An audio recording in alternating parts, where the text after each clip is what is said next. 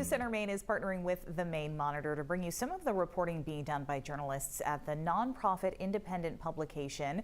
We'll be featuring one of their stories each Monday. Today, we're talking about audits.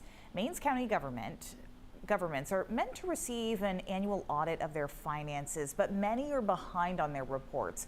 This happened in Washington County, where the government is dealing with an $11 million shortfall, but they're not the only ones dealing with this. And here to talk about that today is Daniel O'Connor, a rural government reporter for the Maine-Monitor and the Bangor Daily News. Daniel, thanks for coming in. Thanks for having me. Of course. So what made you decide to want to even look into the audits of counties? So I started by reporting on Washington County, where obviously there's been a very dramatic example of what happens when you don't have audits.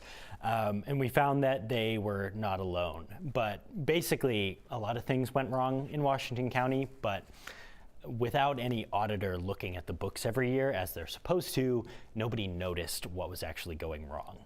So it wasn't until several years of delay that they had a county auditor look at the county's budget before someone flagged, hey, this is not adding up. Things are not matching reality.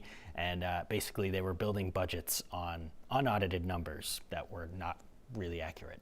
And as you're digging into other counties, what are you finding? So half of Maine's counties are actually behind on their audits. They're supposed to come out every year, but that hasn't been happening for a few years now in many parts of the state. So Waldo County, Washington, and Saginaw counties, for example, are working on their 2022 audits. And Aroostook County is the most extreme case. They only recently published their 2020 audit. So a lot of the state has to catch up, and yeah, they're seeing problems as a result of it. Do you know why it's so difficult for counties to find auditors? Yeah, so there's a lot of reasons, and things really slowed down around the start of the pandemic, like with everything. But the state auditor, Matt Dunlap, told me that that's not really the biggest problem. The biggest problem is that there just aren't enough auditors, and that, frankly, not a lot of people want to be auditors. And once someone goes to find the training to become an auditor, that's expensive, and it's often better pay to leave the state or to work in the private sector as opposed to in county government, especially in rural places like Washington County.